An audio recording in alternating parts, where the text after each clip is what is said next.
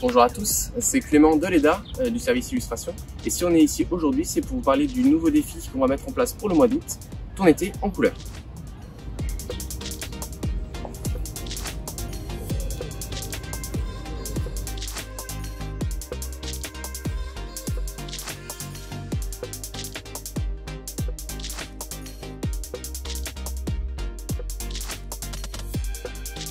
Donc c'est un défi qui va vous proposer des sujets de croquis tous les jours.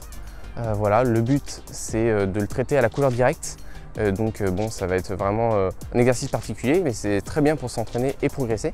Donc c'est un défi qui est adapté à la fois pour ceux qui ont la chance de partir en vacances, mais aussi pour ceux simplement qui restent chez eux cet été. Et donc c'est une belle occasion de soit redécouvrir sa ville. Donc moi j'utilise l'aquarelle, mais vous utilisez ce que vous voulez. Le principe c'est de pouvoir aller croquer sans s'encombrer. Donc si vous souhaitez utiliser un petit peu moins de matériel, si vous souhaitez utiliser des feutres à alcool, c'est vous qui voyez. Vous prenez votre matériel, il faut être à l'aise avec tout simplement pour pouvoir faire vos croquis tranquillement. Donc l'aquarelle c'est un médium humide, donc tout d'abord ce qu'on peut faire pour avoir un beau dégradé en fond, c'est déposer un petit peu une fine pellicule d'eau. Donc sur les zones qu'on va vouloir coloriser. Donc là principalement ça sera le ciel et puis peut-être une petite couche verte pour tout le reste, la végétation et aussi le lac.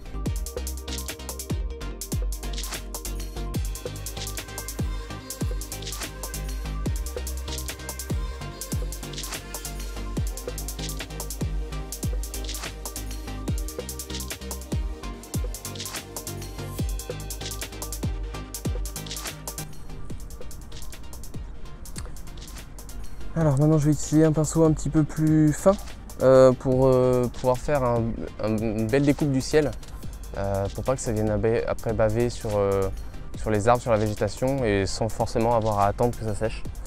Donc c'est pour que ça soit un petit peu plus rapide.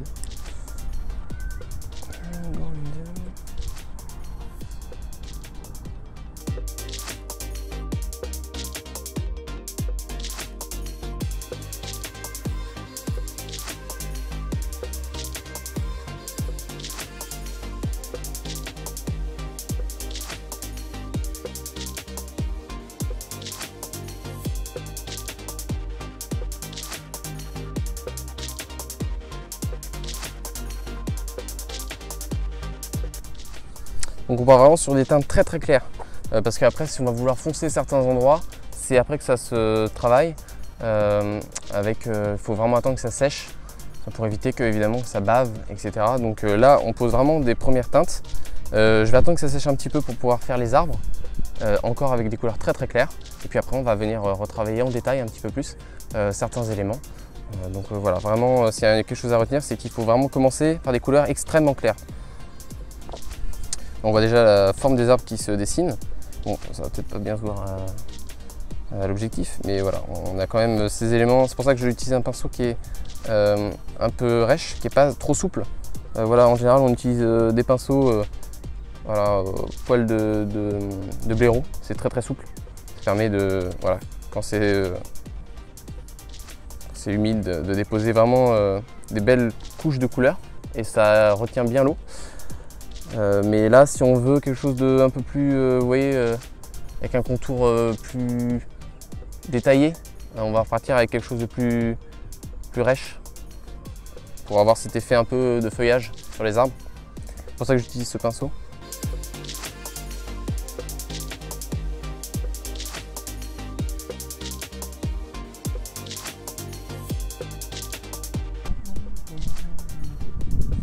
Voilà, je dépose d'abord une première teinte de vert un peu vert pomme, très clair.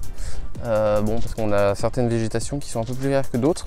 Donc là c'est bien de varier un petit peu, qu'on n'ait pas simplement une seule masse de végétation trop de la même couleur simplement. Donc après je vais aller utiliser un vert qui sera un peu plus froid.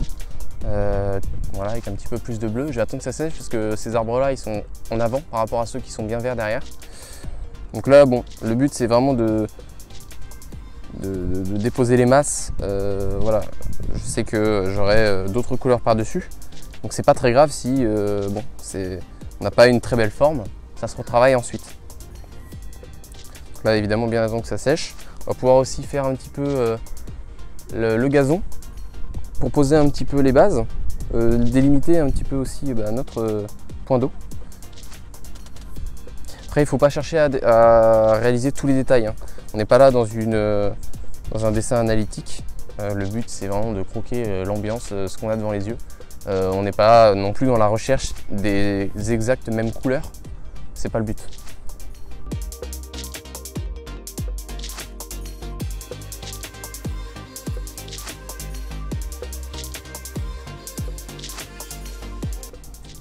Vous voyez là, j'ai un pinceau qui est pas très humide.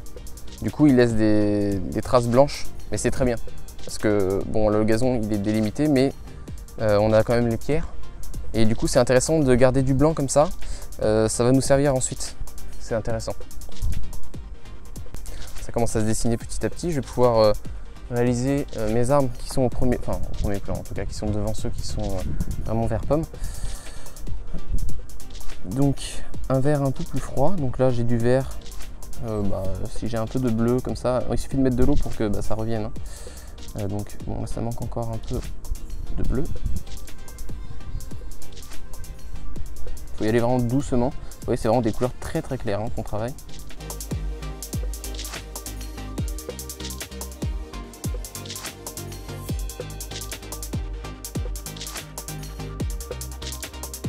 Faut pas non plus hésiter à laisser du blanc, c'est important. C'est nos zones les plus claires et c'est ce qui va permettre d'avoir quelque chose de... Enfin, c'est pas du remplissage en fait, vraiment, c'est l'highlight de notre dessin.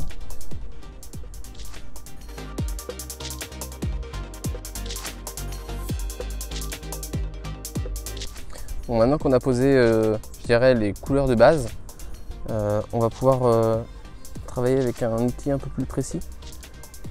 Celui-ci par exemple, pour pouvoir venir commencer à apporter un peu d'ombre, de modeler sur nos arbres et après rajouter aussi des teintes dans l'eau, peut-être un reflet, travailler un élément qui va pouvoir attirer l'œil pour que ça soit intéressant. Donc là par exemple on a ce petit îlot avec des fleurs roses, et bien je pense qu'on va pouvoir le détailler précisément pour que ça soit intéressant.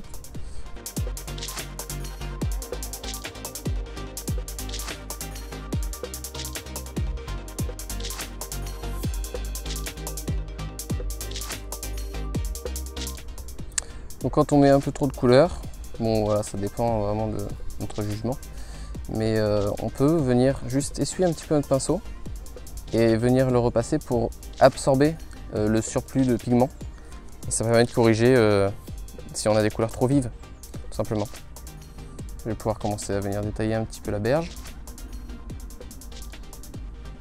Simple petite touche de couleur comme ça. De toute façon on va revenir après sur le lac, hein, pour les reflets des arbres, etc. Donc là c'est très très clair, mais ça va se préciser un petit peu ensuite.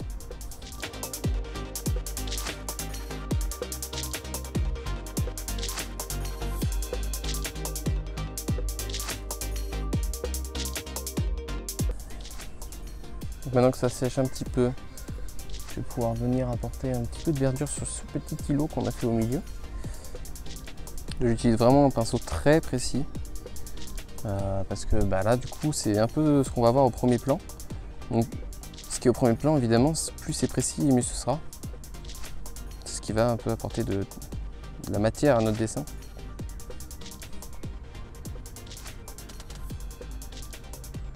Bon, après précis, hein, on n'est pas là pour faire une étude analytique encore une fois, hein.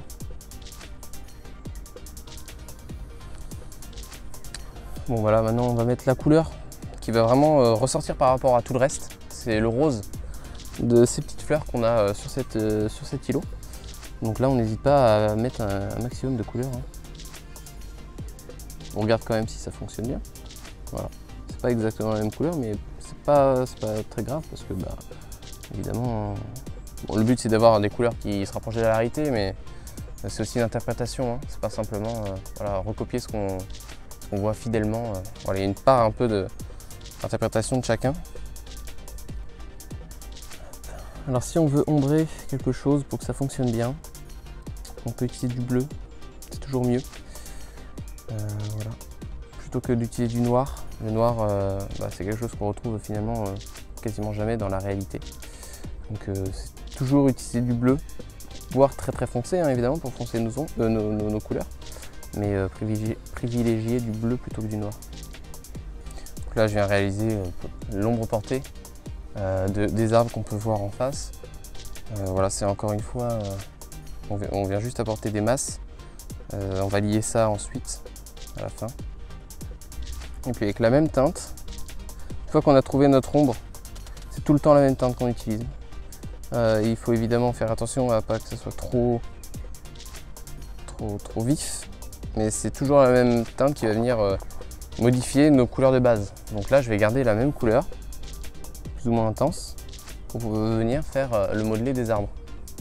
Tout de suite avec un modelé ça commence à prendre un peu plus forme. On arrive mieux à se situer déjà, mais je laisse encore, vous voyez, volontairement du blanc à certains endroits. On ne fait pas du remplissage pour pouvoir apporter des teintes très très claires, mais bien vertes, vert pomme un peu pour les zones du gazon qui sont très très éclairées, qui sont bien au soleil. Donc là on va prendre un maximum de jaune évidemment dans notre verre. On va pas trop loin, on ne fait pas du remplissage. On va juste déposer des zones de couleur horizontales comme ça. On peut laisser du blanc entre les deux, c'est pour vraiment, en fait, de dessiner de cette manière. Ça permet aussi d'apporter différents plans, comme ça. Et ça apporte de la profondeur en fait finalement. On va pas forcément ajouter une couleur plus foncée pour aller plus loin. On peut aller plus loin encore dans les plans, mais après, ça va nous prendre plus de temps et puis là le but c'est vraiment de faire un croquis assez rapide. On en a plus ou moins fini. On reviendra sur quelques petits détails sur ce qu'on a au fond. On va pouvoir retravailler un petit peu le point d'eau et du coup peut-être les reflets qu'on va avoir sur ce point d'eau. Alors le point d'eau, on pourrait penser que c'est du bleu simplement, mais non, pas du tout. Si ça apparaît bleu, ça sera parce qu'il y a le reflet du ciel dedans, mais principalement quand on a de l'eau un peu qui stagnante, entourée de beaucoup de verdure, on aura de l'eau verte. Donc on a du vert qui vient teinter le bleu du ciel qui se reflète, et donc c'est un peu turquoise en fait.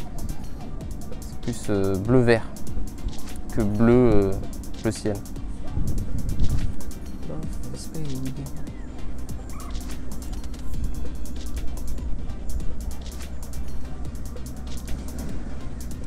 Là j'essaye de respecter un petit peu ce que j'ai réalisé en fond parce que ça se reflète dans l'eau. Donc le but c'est qu'on comprenne que c'est quand même le reflet de ce qu'on a en background. On va un petit peu attendre que ça sèche. Et après on viendra prendre un bleu encore un peu comme celui-ci mais avec un peu plus de vert pour venir faire le reflet. Et puis après je vous montrerai avec un autre outil ce qu'on peut faire pour ajouter un peu des reflets et qu'on distingue vraiment facilement, rapidement un point d'eau. Je reprends le même pinceau que j'avais utilisé pour les arbres, parce que comme c'est leur reflet, on imagine que ça va être quand même à peu près la même forme. Là j'ai un peu trop d'eau. Hop. Je vais reprendre un peu de couleur. On teste. On est pas mal. Faut vraiment jouer avec l'humidité, hein. C'est le nerf de la guerre.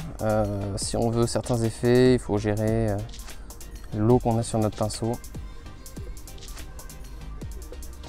Il faut aussi laisser volontairement un peu de blanc.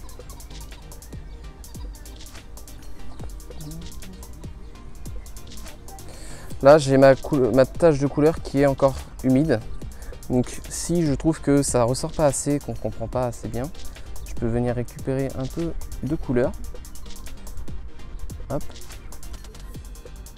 Et venir la diffuser, simplement. Hop. On gère encore l'humidité du pinceau. Voilà. On ne veut pas faire de taches. Donc on va gérer l'eau qu'on a. Hop. Encore une fois, on travaille à l'horizontale comme ça.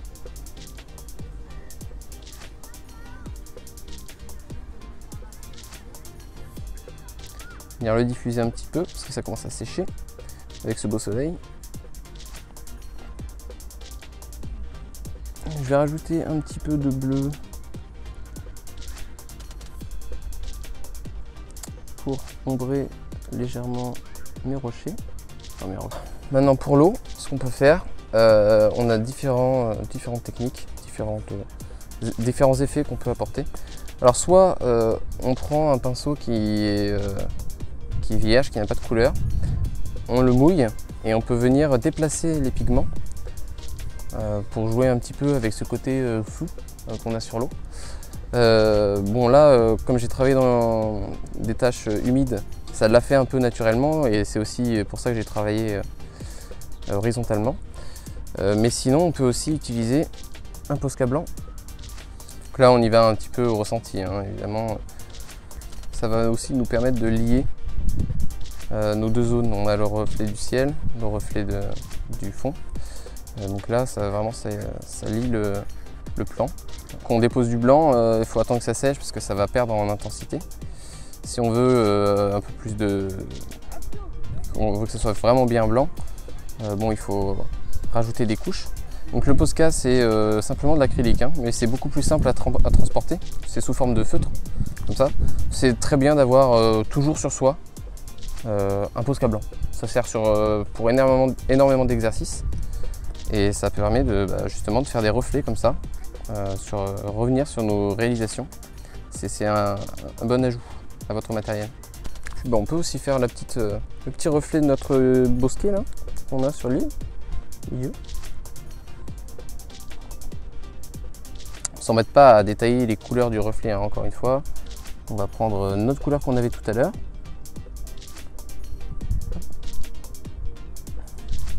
La foncer un petit peu plus parce qu'évidemment quand ça se rapproche de nous c'est un peu plus foncé. Et plus ça s'éloigne, plus ça sera un peu plus clair. Enfin, voilà, il y a une différence à ce niveau-là. Je vais récupérer un peu de couleur parce que mon reflet était un peu intense. Voilà. Là, je viens prendre encore un petit peu de couleur claire de marron. Voilà, on va détailler un petit peu les arbres, peut-être apporter un tronc pour que ce soit plus évident, même si ça reste très évident. Hein. Hop. Couleur claire encore. Voilà. Et puis on va attendre un petit peu. On va pouvoir venir apporter encore une fois du modelé, de l'ombre pour intégrer bien efficacement ces petits troncs. C'est vraiment léger, hein, c'est histoire d'avoir un peu plus de détails.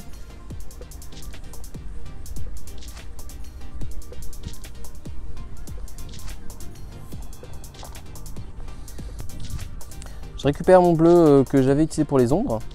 Donc il faut toujours faire attention, hein, de bien identifier vos couleurs, il ne faut pas les perdre. Vous voyez, moi j'ai toutes mes couleurs qui sont un peu mises un peu n'importe où, mais je me repère. Donc le principal c'est de pouvoir se repérer. Moi je sais où est mon bleu. Il m'en reste encore un petit peu, j'en ai pas besoin de davantage.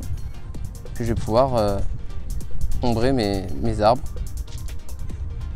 On revient simplement sur les zones de tronc qu'on a réalisées et on vient orienter